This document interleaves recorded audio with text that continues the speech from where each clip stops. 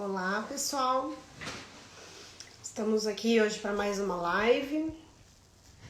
Vamos aguardar o Carlos entrar.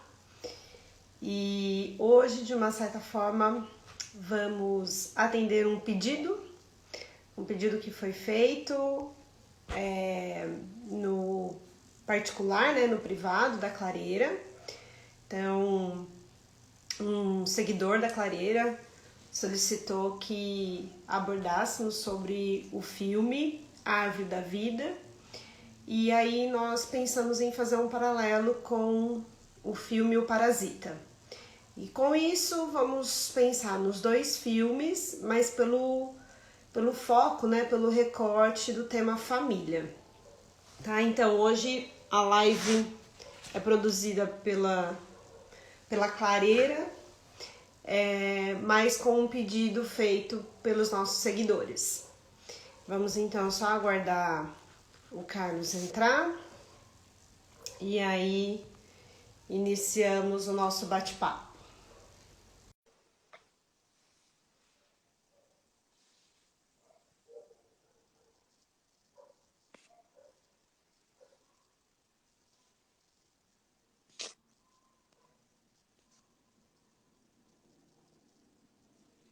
O Carlos já chegou, só autorizar aqui.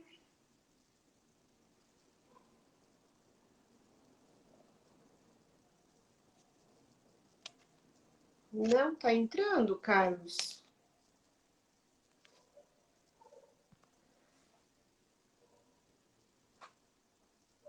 Olá, Renan, boa noite. Vamos ver aqui se o Carlos não tá conseguindo entrar. Vamos ver aqui.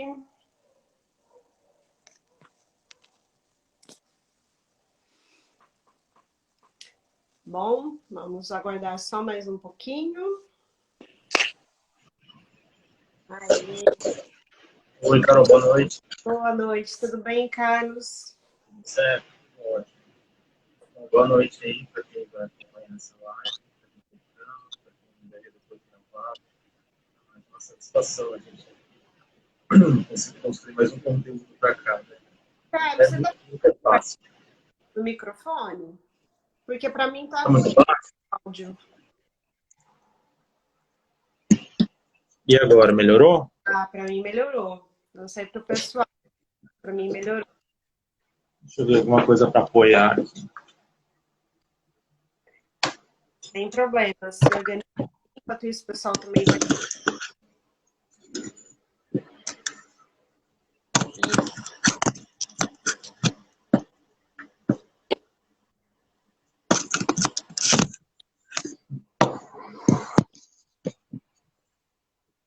Ajeitou? Tá me ouvindo? Sim. Não tá baixo? Não, mas da outra vez estava cortando, estava falhando. Pelo menos eu consigo te ouvir com nitidez. É que eu coloquei de um jeito aqui, eu não sei se ele tá tampando o microfone. Talvez era a internet também, não sei. Não, mas agora melhorou. Tá. Então, Bom. acho que enquanto boa o pessoal... noite.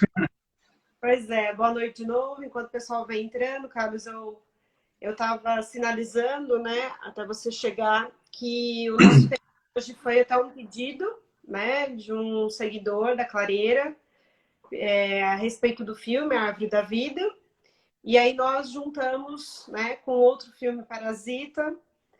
E eu já queria deixar bem claro que acho que nós não vamos conseguir abordar, né, os dois filmes na completude, né? Porque o nosso recorte aí passa pelo tema família, que também foi um tema que nós discutimos numa live e os seguidores também nos solicitaram, né, para manter fazer a parte 2, né, desse tema.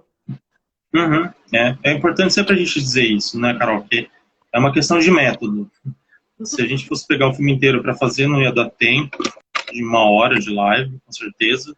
São dois filmes complexos, muito interessantes.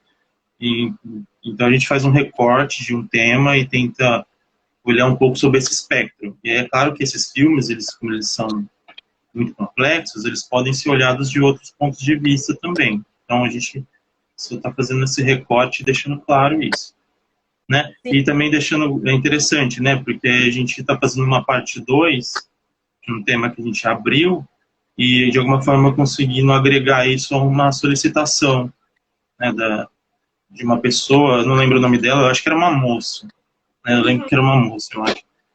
E, enfim, né? Eu lembro que quando eu vi o nome, A Árvore da Vida, fiquei muito interessado porque é um filme que eu gosto bastante, porque é um diretor que eu gosto bastante. Eu não acompanho muitos filmes, mas tem alguns diretores que eu sou um pouco assim, fiel. E o diretor desse filme, o Terrence Malick, um diretor americano, ele é um diretor, autor, assim, muito interessante. Ele demora para fazer os filmes, ele faz um filme praticamente a cada década, mas quando ele faz um filme, ele faz um negócio para valer mesmo, assim. Sempre muito profundo, sempre muito cheio de reflexões. Mas que E, para mim não me estender muito... Oi? não agrada a todos, né? Isso, é isso que eu ia comentar. É interessante, assim, eu recomendo que vocês assistam Terrence Malick, depois a gente entra no Parasita, o diretor, né?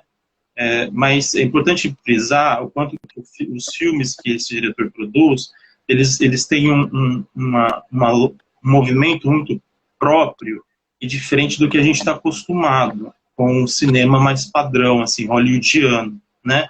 Sim. Então ele tem um tempo, ele pode ser sentido como muito arrastado, ele é muito reflexivo. Então é um filme assim, se vocês forem assistir A Árvore da Vida, assistam com tempo, tirem o dia para assistir, porque é uma viagem mesmo. Os filmes do Malik são sempre uma viagem.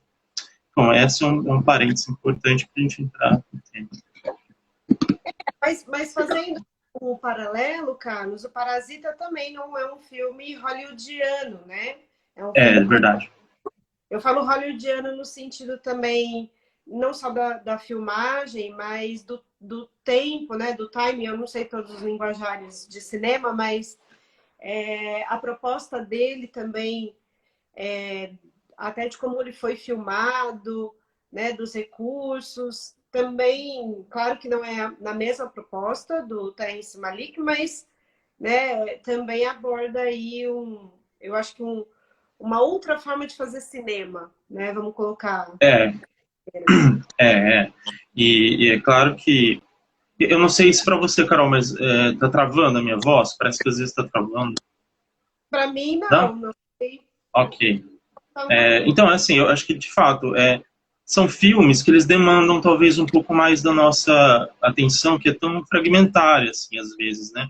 A gente está sempre ocupado e precisando consumir as coisas de uma forma rápida. Então, assim, não tenham medo, é isso que eu diria, assim, vão, enfrentem esses filmes, apesar de que tem, assim, talvez quanto mais repertório sobre outros temas, fica, assim, mais formas de pensar, mas eu acho que esses filmes, é possível acessá-los também, porque eles falam profundamente de questões humanas. Uhum. Então, por mais que às vezes eles sejam esquisitos no sentido da forma, o conteúdo deles eu acho que é muito propício, assim, e acessível, reflexivo mesmo.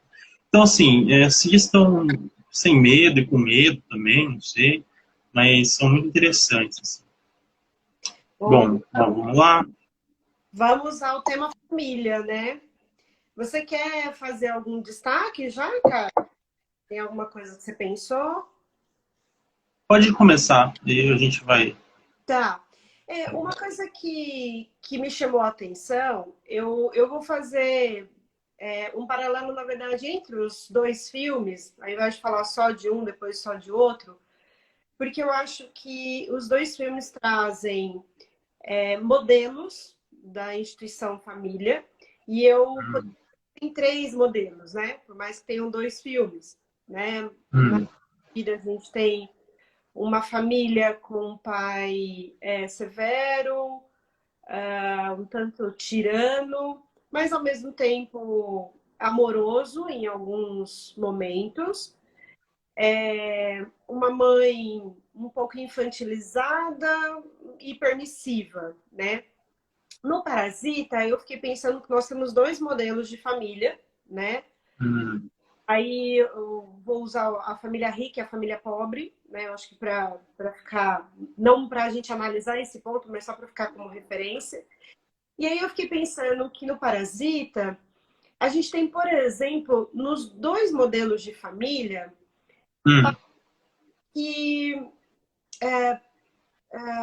não estão necessariamente presentes ou acompanhando o que os filhos fazem.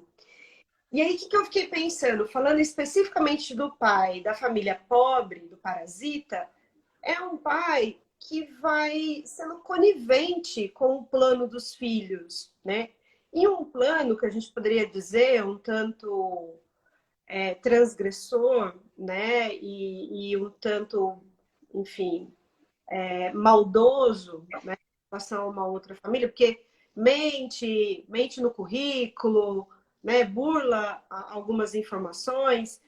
E aí eu confesso, Carlos, que eu fiquei pensando que esses formatos de família, seja da Árvore da Vida e do Parasita, pensando mais na família pobre, eu acho que traz um uhum, dilema que ele é atual.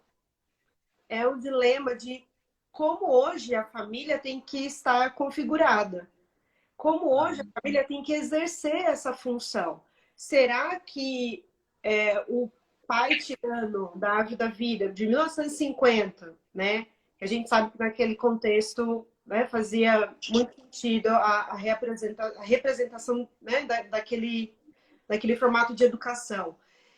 Mas será que aquele modelo em que o pai que acompanha, que corrige, que diz que está certo e errado,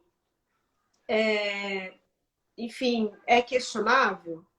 Em detrimento de um pai que é conivente, né, com enfim, as aventuras, mas não é uma aventura saudável, né? As aventuras desagradáveis, né, é. dos filhos. Então, eu fico pensando que os dois filmes aí, eles trazem, e eu acho que foi interessante porque a gente fez uma escolha que, na verdade, foi indicação, né, aleatória, Por mas acaso, assim, né? eu acho que é um impasse desse mal-estar que as famílias nos relatam hoje, né? A gente escuta pais questionando, olha, será que eu estou sendo muito permissivo? Mas será que eu estou sendo muito cruel e rígido com meu filho? E aí os outros membros da família não gostam? Enfim, o primeiro ponto foi esse. Não sei se você pensou alguma coisa. Você foi falando aí, eu fiquei pensando assim, quanto que é como se o modelo lá do filme do Parasita, ele já, assim, fizesse uma organização de uma configuração familiar sem essa figura do pai evidente que organiza a cadeia, assim, né? A cadeia representativa, né? Assim, a cadeia, enfim, de como eu me identifico com os modelos, de como eu vou me comportar e a quem eu vou atribuir também o papel de agressividade para mim poder lidar com as ambivalências, Aham. né? E eu achei muito interessante o filme do Malik, não sei, o quanto que assim aquela figura do pai, do Malik, ele é muito, ela é muito, ela se debate com uma ambivalência que é muito honesta, assim, e muito interessante. Eu peguei em vários momentos, assim, quanto que ali o pai, né, representa esse pai, o Brad Pitt, Uhum. ele é aquela figura que ele está dizendo para os filhos, vocês não podem fracassar, vocês nunca digam que vocês não vão fracassar, que vocês não vão conseguir, digam que vocês não podem agora, mas vocês vão conseguir. Só que em outros momentos eles falam, olha, tem coisas que nem eu mesmo consegui, que eu queria. Ele mostra lados em que ele também apresenta uma precariedade frente aos filhos e uma dificuldade de exercer aquela função. Apesar de que muitas vezes isso explode em agressividade, né? Sim. Mas é interessante o quanto que tem um dos personagens, um dos filhos ali, que vai ser um pouco mais o protagonista e ele vai, de fato, fazendo aquele movimento tão bem descrito pelo Freud, que o Malik põe em cena, assim, daquela dinâmica com um pai em que eu posso depositar a minha agressividade. E, ao mesmo tempo, assim, eu tenho um respeito, um temor por aquilo, porque eu me vejo identificado com ele, né? Sim. E na família lá do Parasita, é muito curioso que tem uma violência ali que é dinamizada de diferentes formas, né? Pela família pobre e pela família rica. O quanto que a família rica ela dinamiza uma violência um pouco talvez mais atenuada, mais pelo canto da boca, um olhar assim, uma percepção de si muito superior ao outro, Uhum. que acha que está fazendo um bem para o outro, mas no final das contas parece que tem nojo, né? Mas o quanto que falta ali aquela figura que de fato tem a palavra, né? Porque a relação, por exemplo, com os empregados, né? Os patrões lá, a família rica, eles têm uma projeção, eu fiquei pensando, quanto que eles projetam uma ideia de que eles, por exemplo, eles acreditam numa tradição, porque eles acolheram os empregados da casa anterior, mas uma vírgula de desconfiança que é colocada de forma parasitária, né, pela outra família em relação àqueles funcionários, aquelas pessoas já perdem toda a confiança, elas não têm uma palavra, assim, eles não se sustentam, parece. Eles se sentem precários, eles se sentem perseguidos em algum momento, né? Eles têm que se cuidar. E é muito interessante como a outra família vai exercendo um tipo de violência para poder retribuir também, talvez o lugar que eles se sentem, desprivilegiados, né? E o filme vai montando toda uma estética que parece que tem uma sensação de quanto que aquela família pobre, ela tá lá embaixo, assim, ela mora num bueiro e a Sim. outra vive lá em cima, né? Enfim, para fechar essa primeira ponto, eu acho interessante mesmo, porque o Parasita, ele mostra, parece, o diretor parece que ele tem uma percepção assim, do mundo, é caótico, é pura violência, assim, é vontade de poder, assim, eu preciso, para mim sobreviver, eu preciso enganar o outro, senão eu vou morrer. Eu não tenho mais uma figura que me deu assim uma referência para, olha, seja bom, tenha valores, né? Não, se você não adere a um ciclo de violência, você vai ficar para baixo. Parece que não tem uma figura que organiza isso, enquanto que no Árvore da Vida, é claro que só a gente está fazendo oposições, às vezes muito raceiras, mas é para ficar mais, eu acho que para a gente poder pensar isso, né? Sim. Porque os dois filmes são muito complexos mesmo. Mas, por outro lado, no Árvore da Vida, parece que sempre tem aquela figura que é de fato a árvore que dá uma referência. Assim. Ela coloca a ordem no cosmos. Né? O diretor trabalha sempre com essa imagem da natureza, que Sim. ela tem uma ordem. Assim. Só que a ordem na natureza é muito bonita, né? Ela abre. Ela tem vontade própria, ela quer agradar a si mesma. Por outro lado, existe no coração do homem um suspiro de um movimento assim da graça, que é um pouco o movimento de eu conseguir transcender a natureza para poder ir de encontro ao outro, para poder reconhecer o amor e para me reconhecer o meu vínculo com tudo, né? E eu acho que nós até postamos, né, algumas perguntas na Clareira, né, fazendo essa analogia, porque eu acho que são dois títulos, né, de filmes muito interessantes. Até me parece, não me falha agora a memória, não sei se quando lançou o Parasita e ele estava concorrendo ao Oscar, eu ouvi alguma coisa dizendo que não era o nome, a primeira opção, né, do diretor. Mas, de qualquer forma, foi a que ficou, né? E aí, quando você fala da Árvore da Vida e o Parasita, eu acho que a Árvore da Vida, ela permite, de fato, fazer essa analogia, né?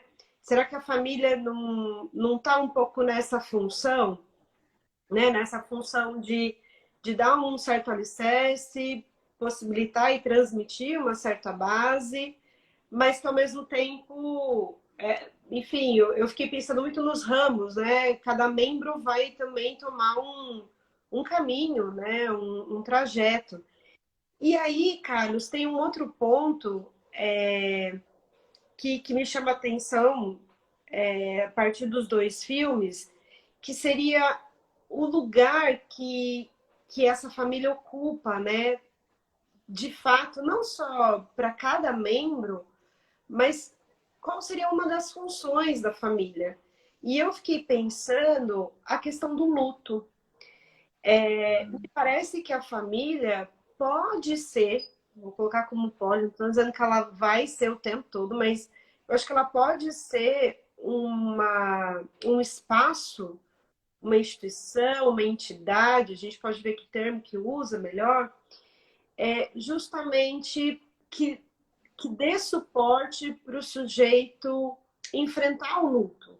E aí, quando eu falo de luto, na árvore da vida tem o luto de um membro, né, de um familiar que morre, então, ok, tem o luto de uma pessoa, mas no Parasita você tem o luto de idealizações, né? Você tem luto, enfim, daquilo que as famílias almejaram e não conseguiram.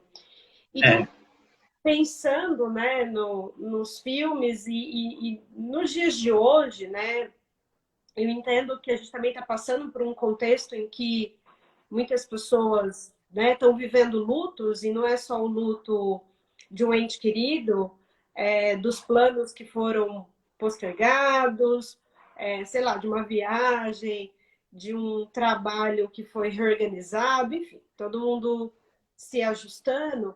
Mas da vida como ela era, né? exato, um luto da vida como era e agora não pode ser mais igual. E aí eu fiquei pensando, será que hoje, né? Logo no começo da pandemia veio um pouco algumas piadas e alguns memes, né? Assim, até que a minha família é legal, até que a minha esposa é bacana, né? Até que eu tô descobrindo. E também, agora os pais vão ter que ficar com os filhos. E as pessoas estão aí. Claro, algumas reportagens trazendo alguns dados de divórcio, mas outras pessoas encontrando alguma saída de pensar nessa família como um suporte mesmo para os lutos, inclusive o luto da idealização, né? Das idealizações, acho que tem que colocar até no plural. Quando você fala do pai, né, da árvore da vida, que é o Brad Pitt, né, que vai ser o ator, ele realmente, né, ele não consegue ser um músico de sucesso, né? Ele não consegue. Então, ele incentiva os filhos a não desistirem, mas ele diz: eu não consegui, né? A gente sabe que tem ali uma projeção desses filhos, mas ao mesmo tempo a família toda tem que lidar com aquele pai que não chegou aonde ele imaginava, né? Onde ele queria.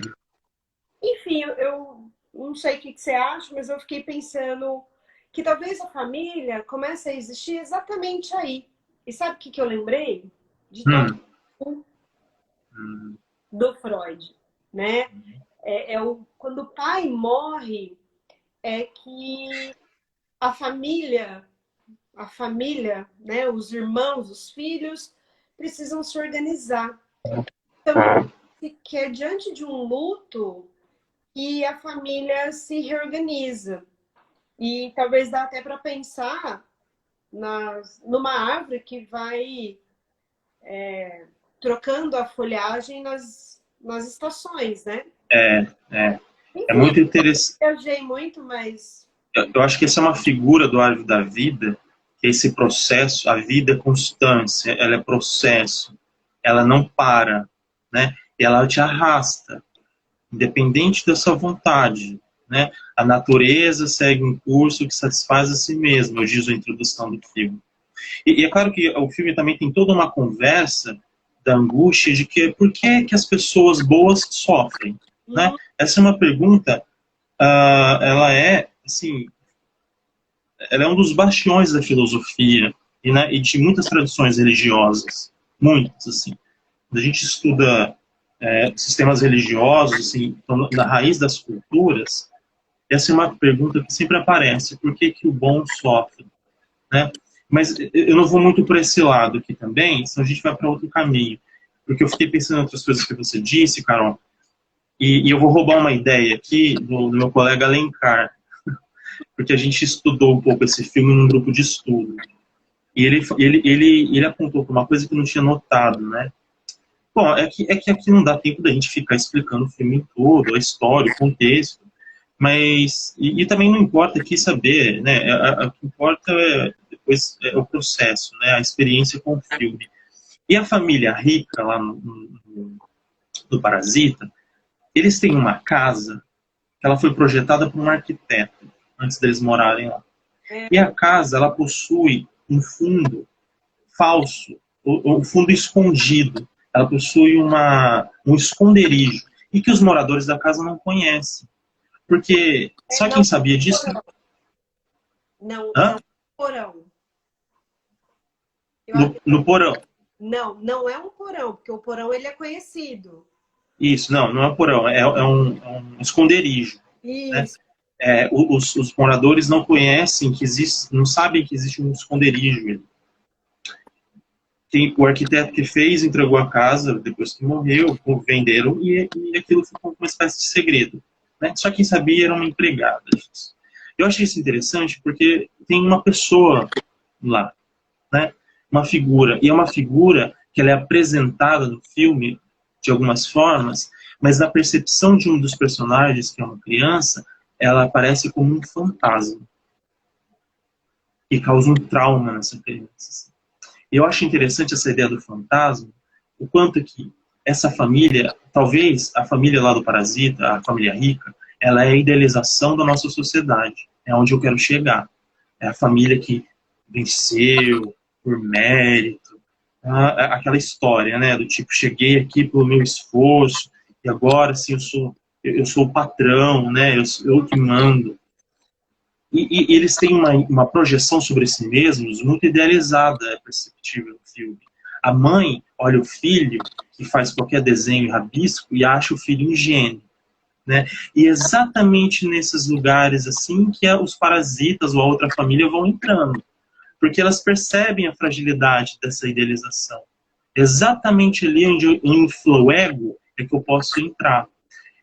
E é interessante esse movimento, aqui pensando, porque apesar de toda essa autoidealização e talvez a idealização que a própria família pobre projeta sobre aquele mundo lá Uhum. rico, né?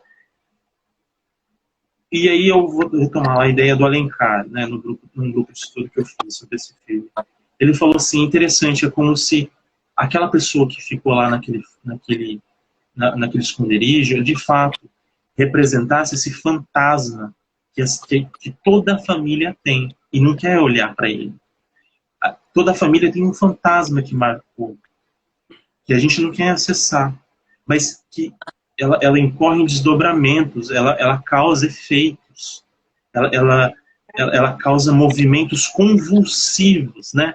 Porque é exatamente esse movimento, a criança começa a ter traumas nesse sentido. Ele viu fantasmas na casa, porque ele viu os fantasmas daquilo que os pais tanto tentam acobertar.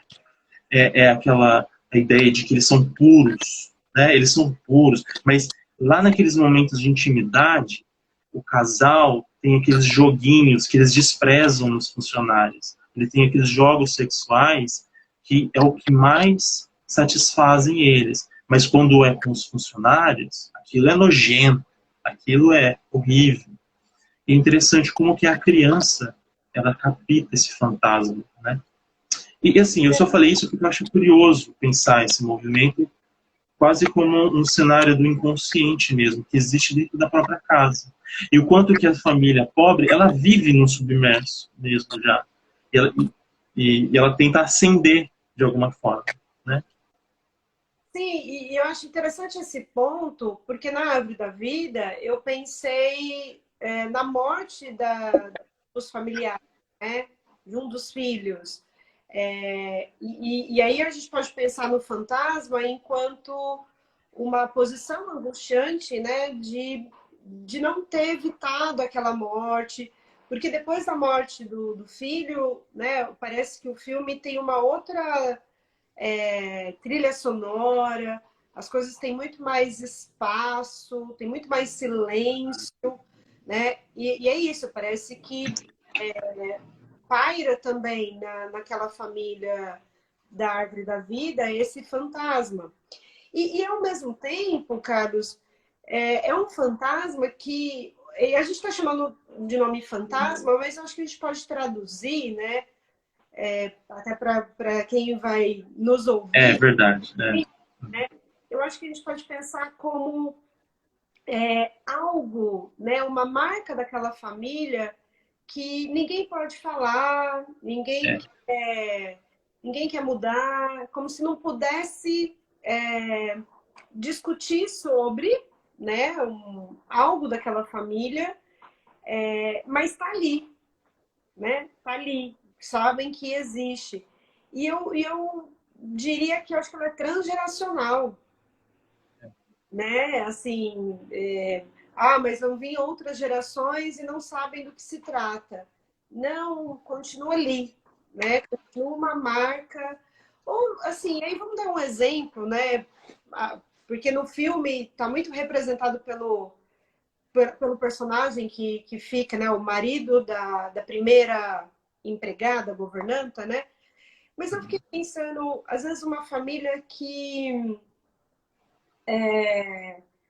enfim, que tem um assunto, sei lá, uma traição que aconteceu na família, isso não pode ser questionado, não pode ser dito, ou uma doença, né? Enfim, você pode ter uma linhagem aí na família com pessoas com uma determinada doença e isso não pode ser colocado em pauta. Não sei se você pensou em alguns exemplos, mas sim, um fracasso, né? Algo sentido como um fracasso, né?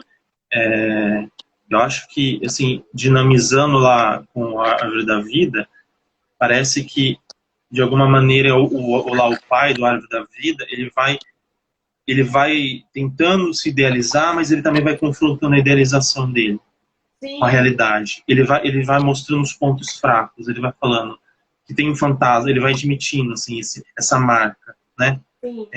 Ela vai admitindo o fracasso. Inclusive, quando ele não consegue admitir isso, ele estoura em agressividade. Ele quer ser respeitado, né, pelos filhos, assim, e os filhos não suportam também aquilo. Mas é interessante mesmo pensar nessa ideia, né? O quanto que esse movimento é um ápice, assim, né? Parece que o personagem do pai, ele começa lá em cima, assim, no árvore da vida, assim. Ele é exatamente aquela figura forte, idealizada, que quer ensinar os filhos. E ao longo do filme, ele vai sentindo o peso disso, assim, até o ponto em que ele vai notando alguns fracassos que ele tem que atravessar, né? E de fato, vai se tornando mais introspectivo, assim, Uhum. o movimento. E, bom, e o outro filme, nessa chave, né? O quanto que o Parasita parece que ele tem esse movimento assim, ele começa lá embaixo, ele vai levando assim até o ápice da violência total no final, né? Sim, Mortificante assim, aquilo chega ao ápice da tragédia grega mesmo, assim, do final, aquele final de carnificina que porque não tem nada que sustente aquilo. No final, tudo fica como uma violência que não tem significado nenhum, não tem sentido nenhum, no sentido da por onde a gente vai agora, né? Apesar de que um dos personagens ele ainda sonha, né? Ele sonha com aquele pai lá. Ele, ele começa a escrever uma carta para esse pai, né? uhum, uhum.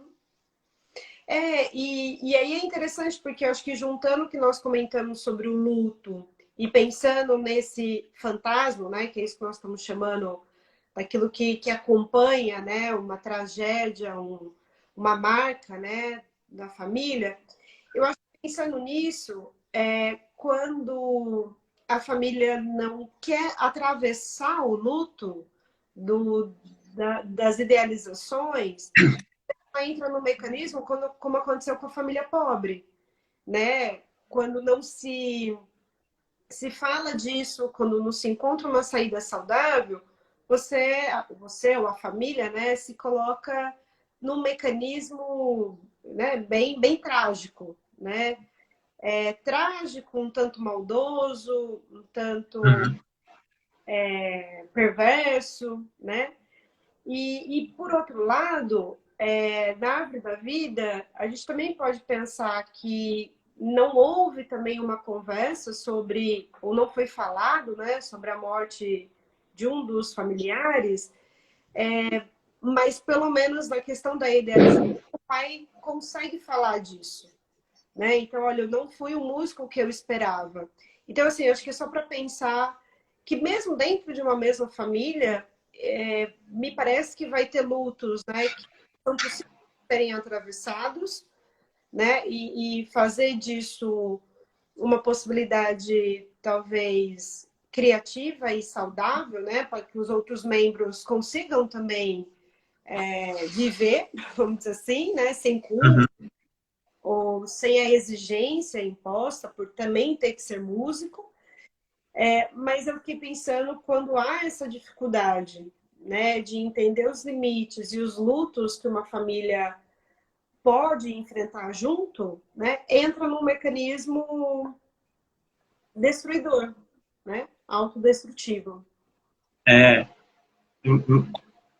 entraria assim, a gente podia pensar no termo do Freud, entra num processo de melancolia que É, imobiliza, né, o processo, imobiliza essa travessia. uhum, Tenta fechar o tempo, assim, né, trancar as coisas, assim, e, e afogar tudo em lama, né? E aí eu tô falando isso porque eu lembrei agora daquela cena do Parasita, que tá chovendo, começa a chover e aí vai inundando tudo. E aquela chuva, ela não lava, não é uma água que vai lavar a terra. É muito pelo contrário, é o que vai abrir o bueiro e lançar tudo que tem de dejeto para fora daquilo. Né? É muito legal aquela cena que uma das filhas ela chega, ela aceita aquilo, assim, ela chega à casa inundada, então aí ela senta na privada, a privada pulando, e ela acende um cigarro, assim, não tem o que fazer, assim, não tem para onde ir, assim, é um sentimento de as coisas não funcionaram. A gente planejou, e é interessante isso, né? Eles estão toda hora falando, eu tenho um plano, a gente tem um plano, sim, né? Em certo momento, algum personagem sabiamente fala assim, ah, as coisas só funcionam quando a gente não tem um plano. Porque se a gente planeja, nunca vai sair conforme o plano. Né? É esse jogo, assim, a gente sempre há um sentimento sempre de limite que vai sendo construído, de impotência, né? E, e é curioso, né? O quanto que o Árvore da Vida ele está jogando com um movimento de que para além daquele lugar existe você é pequenininho assim perto das coisas. Isso não é para te diminuir, te desqualificar o ego, né? Mas é sim. para sentir parte de algo que é muito mais forte do que isso, né? Que cria um enraizamento, né, nesse movimento. Eu vou tomar a sua ideia dos planos, Carlos, e fico pensando que uma família talvez represente exatamente a diversidade de planos, né? Que quando a família pobre se une num único plano, olha o que dá, né? Quando todo mundo tem que seguir aquele plano, fazer enfim, uma determinada regra, seguir determinadas profissões.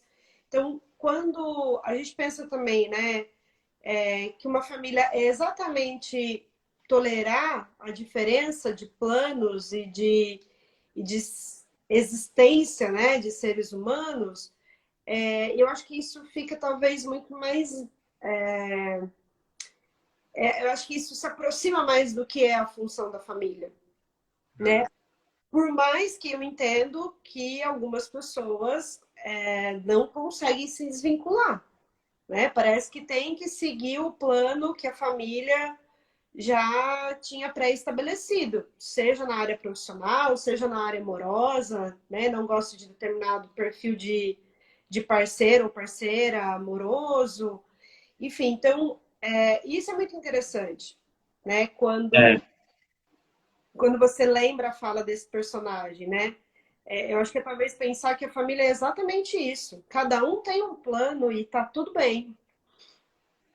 E é muito interessante, porque isso é muito comum na clínica, me parece. O movimento de que, primeiro é um movimento de notar que talvez você está seguindo um plano, porque você foi tomando aquilo como evidente e ao longo do processo percebeu que aquilo é de um outro. Me parece que é muito comum, nesses momentos, são bem delicados, porque as pessoas entram em contato com uma dimensão que é, e agora? O que eu faço? Quem sou eu para além disso? E aí tá, é um pouco essa passagem, né, que ela é complicada, porque é como se agora eu vou ter que me haver com uma espécie de grande nada. Eu vou ter que assumir o meu desejo. Isso é difícil, né?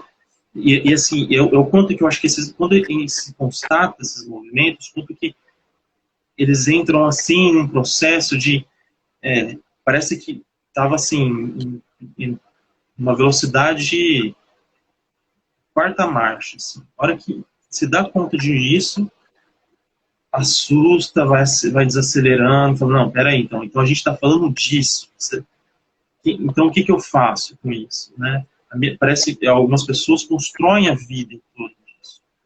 E eu acho que o lugar da melancolia em relação a isso é pensar que agora você precisa abandonar tudo isso para trás e começar do zero. Mas é muito mais um processo de perceber que aquilo lá atrás te deu sustentação. Exato. E você se identificou com aquilo para poder virar gente, para virar sujeito. Exato. E a partir daí você pode transformar isso em algo mais próprio, mais seu. Mas não significa que você precisa abandonar tudo isso. E isso é muito interessante, né? Porque quando a gente está dizendo que a família, né, vai haver diferenciações aí de planos, de fato, quando você se diferencia da sua família com alguma ideia, algum plano que eles não tinham planejado para você, não significa que você está começando do zero. Nossa, eu acho isso importante porque as pessoas se angustiam aí, né? Acham que se desmembraram, vão ser deserdadas, não vão saber fazer. Pelo contrário, né? É aí que você talvez se inclua na instituição família, de fato, né? E saia da posição, né, de uma certa escravidão e se torne um membro da família, né? Eu fiquei pensando assim, enquanto que lá o pai lá, o Brad Pitt no Auge da Vida, tudo bem, ele tem aquele filho que parece que assim ele se encaminhou para aquele desejo do pai, ser músico. Né? É interessante como aquele encanta mesmo o pai. Ele é mais suave com aquele garoto. E aquele que vai sentindo raiva, que é um pouco mais o protagonista, ele vai criando esse laço de rivalidade com o pai. E é muito legal uma frase que ele diz para o pai. Ele fala assim, eu sou tão ruim quanto você. Com ódio, assim, do pai. Mas é um ódio que fala assim, poxa, eu sou igual a você no final das contas. No final das contas, assim, eu tenho razões para me parecer com você. Eu não preciso me sentir excluído porque o meu irmão seguiu o seu desejo de ser músico e eu não. Porque é muito um movimento de rivalidade, né? E é muito curioso como encarna, e às vezes na clínica, o quanto que, ao perceber isso se torna também, às vezes, um movimento drástico de melancolização, de que agora eu não tenho saída, ou um movimento, assim, de rivalidade. Agora eu vou rivalizar, então, com esses familiares, porque eles não sabem o que fazem, eles me ensinaram errado, ou eu vou ensinar para o mundo, enfim, né? E eu acho que, assim, é muito delicada a escuta nesse momento, assim, a gente poder amparar esse lugar de luto, né? De luto mesmo. Né? Lembrando a Melanie Klein, enquanto que o processo de luto ele é extremamente importante. Ele é extremamente importante não só para atingir um movimento de se sentir parte das coisas, e não se sentir excluído. Pelo contrário. Né? A Josi fez um comentário que a família seria como... ela colocou o plano de fundo de cada sujeito, que nós estamos falando de plano, né? Mas pode ser pano de fundo, então enfim, se foi um erro de digitação, se foi um ato falho, eu acho que os Dá na mesma, né? falem, né? Exato. Tanto pano de fundo como pano de fundo, né? E, Uhum. e é isso mesmo, Josi. Nós estávamos comentando nesse sentido, né? Eu acho que uma coisa é a família estar ali no backstage, né? E o que está à frente, né? É muito mais as escolhas do sujeito, né? Como o Carlos estava falando. E agora você usou a palavra luto de novo, Carlos. Sabe o que eu fiquei pensando? Que no processo de luto da família, tem o luto do próprio sujeito, dele também não ser quem a família gostaria que ele fosse, né? Então, quando ele escolhe os próprios planos e se diferencia dessa família em algum aspecto, né? Porque não precisa ser em todos, né? Alguma coisa você vai herdar. Não adianta, né? Ah, eu sou super rebelde. Analisa mais um pouco que você não é todo rebelde. Alguma coisa você herda da família. É. Mas, enfim, né? Eu acho que quando você herda algo, mas se distancia de algo, tem o luto do próprio sujeito, né? De dizer, poxa, eu, enfim, não fiz essa escolha que meu pai queria, eu não herdei, sei lá, esse cabelo que minha mãe queria que eu tivesse. Enfim, né? Eu acho que também é passar por esse processo, né? De entender que nessa diferenciação. Fala. Desculpa te interromper, mas eu lembrei agora você falando de uma frase também lá do pai do Árvore da Vida. Eu acho que ele tem momentos muito sábios, assim, né? Ficou, de fato, muito interessante, assim. Porque esse processo do luto, ele acompanha um pouco da gente sair de uma posição solipsista, ou seja, centrada em si mesmo, uma posição um pouco intersubjetiva, para fazer relação, para fazer laço, que é difícil. Mas tem uma hora que o Brad Pitt ele fala assim lá no filme, né? O personagem dele, né? Ele tem esses momentos um pouco assim de provérbios, assim, né? De sabedorias, assim. Ele fala assim pro filho, naqueles momentos assim que o Malik vai passando a câmera e mostrando o cenário, e aí vai deixando a frase rolar, né? E aí ele fala assim pro filho, aprenda a distinguir uma percepção subjetiva de uma percepção um pouco mais objetiva do mundo. Eu acho que o luto tem tudo a ver com isso. É claro que a gente não vai ter acesso à coisa em si, ao mundo tal como ele é. A gente está sempre partindo da nossa história emocional, subjetiva, psíquica, familiar. A gente está partindo de um ponto de vista. Mas é o quanto que às vezes a gente deposita no mundo determinadas questões em que a gente implica o outro em algo que na verdade é nosso. E a gente deforma a realidade, né? E a gente não consegue enxergar de fato o que é subjetivo, o que eu estou sentindo naquele momento. E eu acho que o outro está me dizendo isso porque, na verdade, ele está querendo me atacar, mas não. Na verdade, talvez eu não consiga ainda distinguir o subjetivo do objetivo no sentido lá do filme, né? Eu acho que esse processo do luto ele tem muito a ver com isso, porque ao final do luto, você faz a conta, mais ou menos, não só daquilo que foi possível, daquilo que foi possível, do ideal e do que foi precário, né? Tem um sentimento assim de realidade mais próximo, ou seja, eu entro em contato de verdade com as coisas. Por isso que o luto não patológico ele tem um processo, um profundo sentimento de alívio também, porque eu consigo tirar aquele peso das minhas costas, né? E ter um pouco mais de um temperamento um pouco mais visado para um balanceamento assim das coisas, ou seja, eu também tenho responsabilidade pelo aquilo que aconteceu, né? Não foi só meu pai, enfim. Não, eu acho que é por aí mesmo. Enfim, você estava falando, me veio algumas coisas, algumas fugiram. Até fiquei me perguntando por que elas fugiram, e aí me veio novamente, né, à cabeça a pergunta do por que as pessoas boas sofrem, né? Enquanto você estava falando, porque parece que tem às vezes uma ideia um pouco compartilhada de que a sua família, ou uma determinada família, é como se fosse o teu, enfim, o teu karma, né? Tipo, você tinha que estar nessa família sofrendo ou vivenciando tudo isso, como se fosse uma punição. É a palavra que me veio, né? Como se fosse uma punição, você Hum. ter ido nessa família. E aí, por isso que eu lembrei da pergunta, né, que você trouxe, por que as pessoas boas sofrem? E eu fiquei pensando, bom, né, me parece que a família, em algum ponto, teria que ser esse lugar santificado, perfeito, de esteio totalmente, né, o amparo, Aham.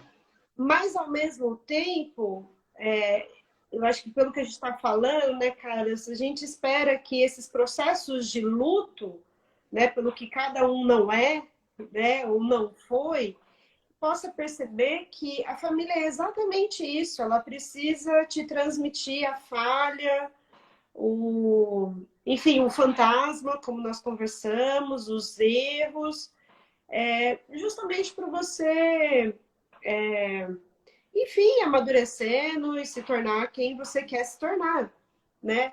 Porque se essa família fosse muito perfeita, aí eu lembro a família do Parasita rica, né? Que é É, limpo, tudo no seu devido lugar. Aí vem, né, um filho que é dito lá, né, sei lá, não como louco, mas doente, né? Ele sofre, mas ao mesmo tempo a família lida com aquilo. Enfim, então é isso, parece que não tem escapatória. Era isso que eu queria dizer, né? Não tem é, escapatória de achar que a família vai ser uma família perfeita e toda.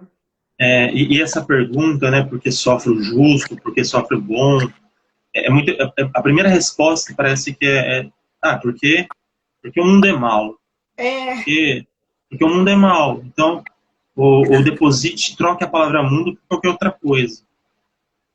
Porque é mal, então nós sofremos por isso. E isso é uma dimensão que não coloca a ambivalência do processo, a complexidade do universo, de tudo que é, né? Dessa dimensão da maturidade, do amadurecimento, né? Que é perceber que no final das contas, muito do que existe de destrutividade também está aqui, está mais próximo. Tem um escritor, agora eu lembrei de uma, eu não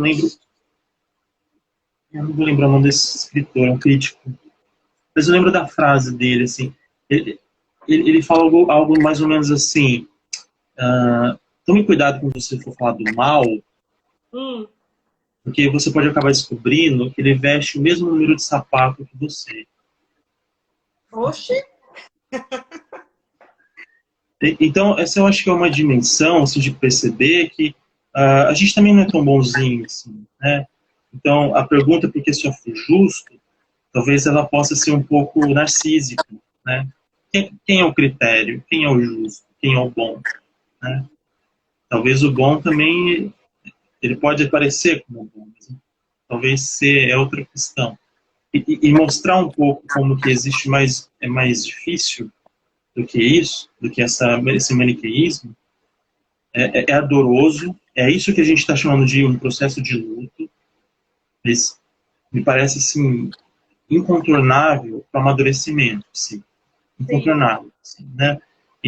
Bom, a gente espera que isso seja...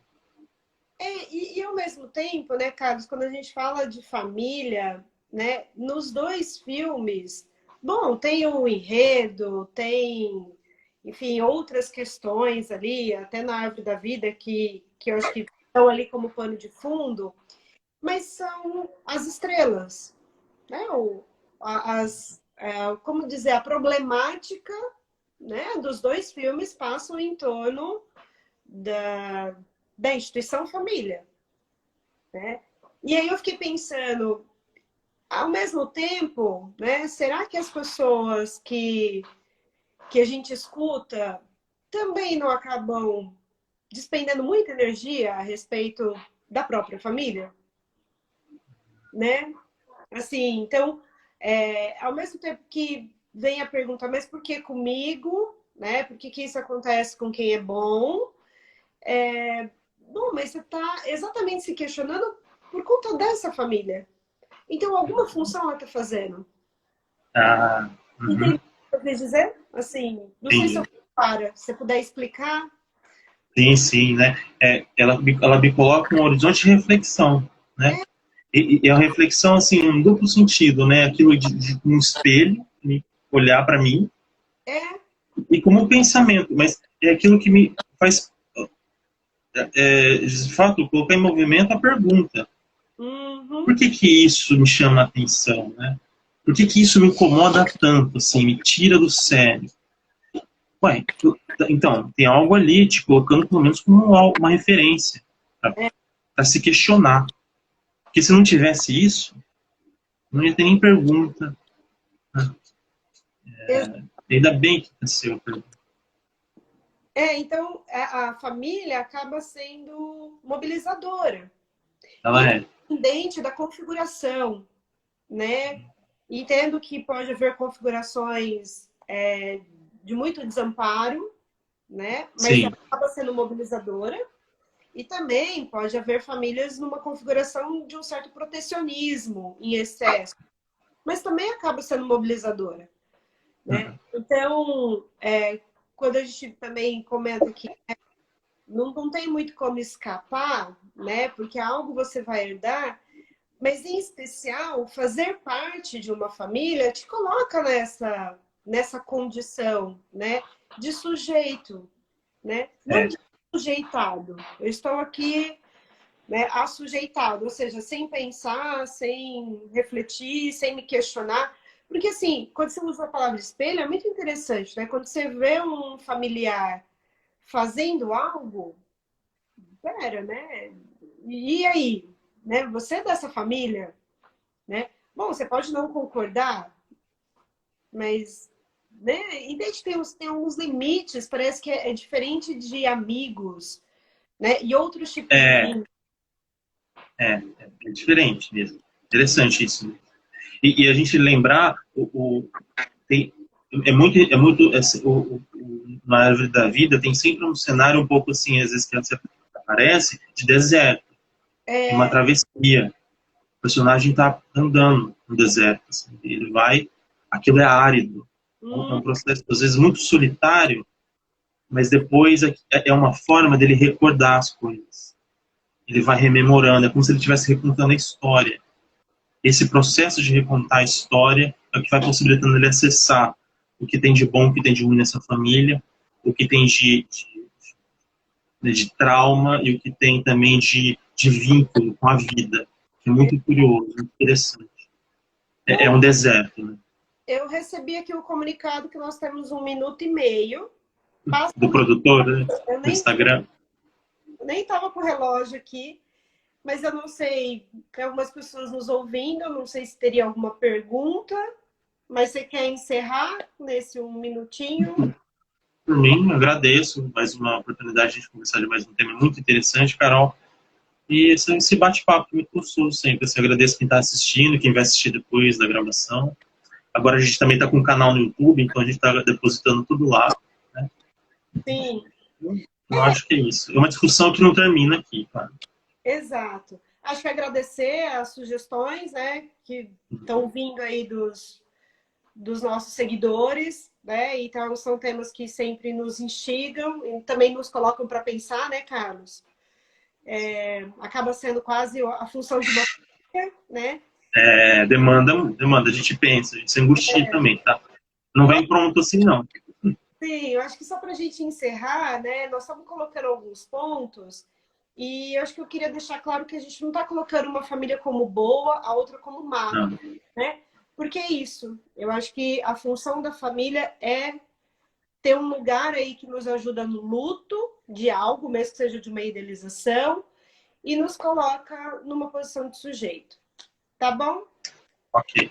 Até a próxima, Tá. gente. Terça-feira temos mais live. Até, Carlos. Tchau, boa noite. Tchau, boa noite. Muito obrigada a todo mundo que assistiu. Me Até. agradeço.